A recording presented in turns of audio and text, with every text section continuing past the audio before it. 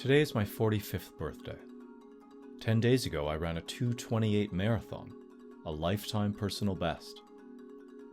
At some point in my 30s, I discovered that the legendary race director of the Boston Marathon, Dave McGillivray, celebrated his birthdays by running a mile for each of his years alive. This struck me as alluring, but excessive. So in the first instance of borrowing this tradition, I used the excuse of my being a Canadian to use kilometers as the unit of measurement.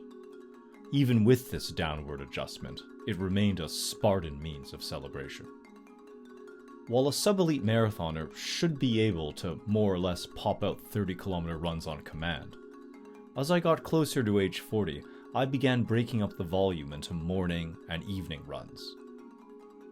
As I faced the prospect of doing nothing with my birthdays but running, I invented a new paradigm altogether. I would run interval workouts, structured to give a nod to my age. On my 42nd birthday, I ran 4 by 2 kilometers hard. Today, still in post-marathon recovery, I'm running 4 by 5 minutes hard. Hard is, of course, unforgivably imprecise for a seasoned runner. But rather than aim for lactate threshold or half-marathon pace, I gift myself the parameters of subjective effort. In the end, shouldn't most training follow that spirit of liberality anyway? This seems a valuable exercise, running intervals for an arbitrary numerical aesthetic, as opposed to careful physiological calculation. One must be prudent in quantifying human experience. In politics, what begins as empirical insight often descends into doctrine when we forget that theory is always a necessary oversimplification. In runners, the equivalency of ideology in politics is rigidity in training. This thing is good, so doing it more and doing it always is better. That's how things break. Goodhart's law, named after a British economist, may have been coined in an analysis of monetary policy, but runners should also heed it. That law is, when a measure becomes a target, it ceases to be a good measure. And yet, we need targets, and an occasional monomaniacal pursuit of them. The circle is squared because sometimes the elegant and the useful overlap.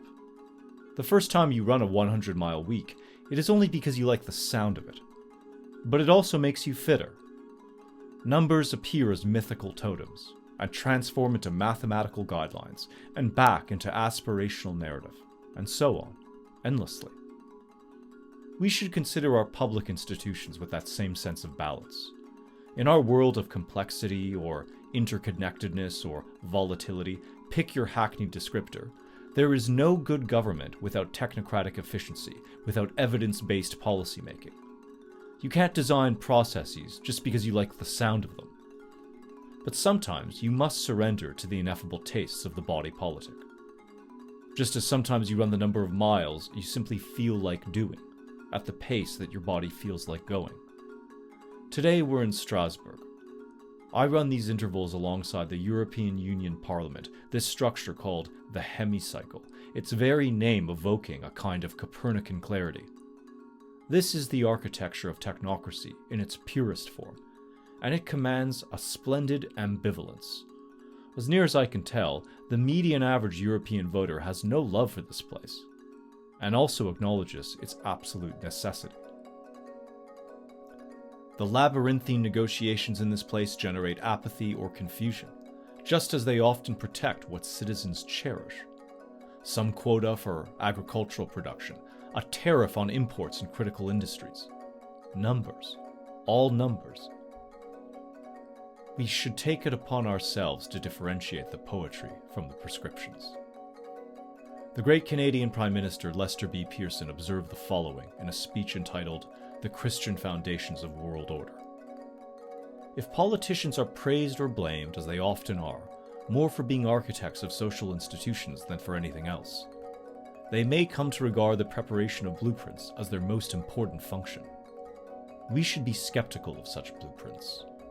The work of the politician or diplomat or social scientist should be more like that of a gardener than a draftsman, for he is dealing with living things, and at best is only preparing the ground for their growth. And so, as runners, we tend to our gardens, measuring soil, counting seeds, but knowing that living things will have their way.